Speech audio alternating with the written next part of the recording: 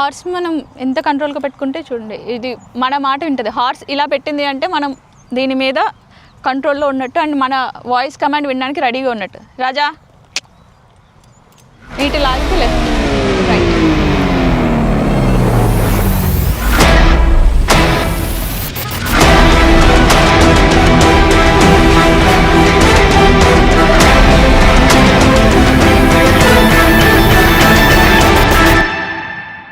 Horse మన control అంతా మన చేతిలోనే ఉంటుంది. మన గ్రిప్ అది కరెక్ట్గా ఇచ్చుకుంటే హార్స్ కంట్రోల్ ఉంటుంది. అండ్ మెయిన్ వచ్చేది మన హార్ట్ బీట్ ని హార్స్ అనేది క్యాచ్ చేస్తూ ఉంటుంది అనమాట.